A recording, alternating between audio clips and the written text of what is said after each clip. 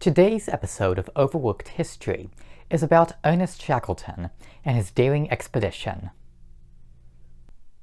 Ernest Henry Shackleton was born February 15, 1874 in Ireland. In 1884, the family moved to the suburbs of London.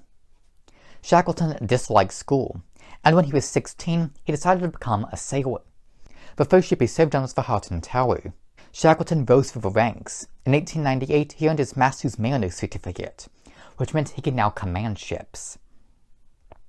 In 1901, he joined the Discovery Expedition to the Antarctic.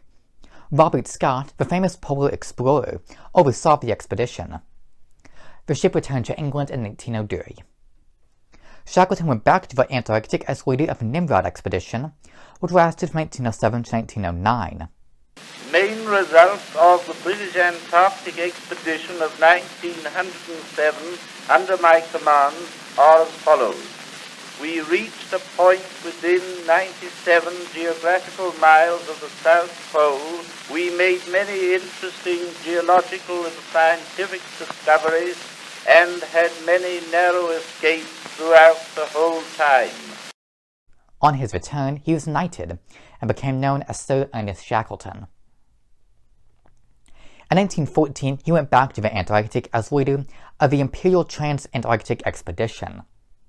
The ship used was the Endurance. As they were getting close to Antarctica, the ship got trapped in the ice, and they were unable to get it out. Eventually, the crew had to evacuate when the ship was crushed by the ice. The lifeboats were saved. There was no way they could be used to travel home. For almost 6 months, the men camped on the drifting ice. Eventually, as the ice began to break up, Shackleton ordered everyone into the lifeboats so they could sail to Elephant Island, a full 346 miles from where the Endurance sank. The men successfully reached the island by lifeboat and set up camp. Elephant Island was preferable to being on the ice, but was uninhabited, and they still had no way of contacting home. The nearest inhabited island was South Georgia Island, 800 miles away. Shackleton and 5 others boarded the lifeboat James Caird on April 24th, and they set sail.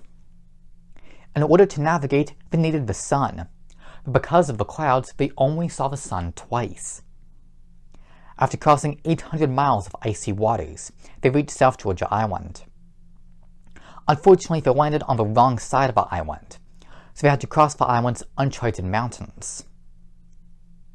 It took 2 days to cross the mountains, and on May 20th, they finally reached a whaling station. Due to the ice pack, it wasn't until August before the ships were able to reach the remaining crew on Elephant Island. Amazingly, no crew members died during the expedition, despite the many hardships they faced. Ernest Shackleton became popular in England and gave many lectures about his trips. He went back to the Antarctic in 1921. He suffered a fatal heart attack on South Georgia Island on January 5, 1922. He was buried on the island, and his gravestone can still be viewed today. Ernest Shackleton was one of the most famous explorers of his day. The fact that none of his men died during the Imperial Trans-Arctic Expedition is a testament to his ability as a commander. Thank you.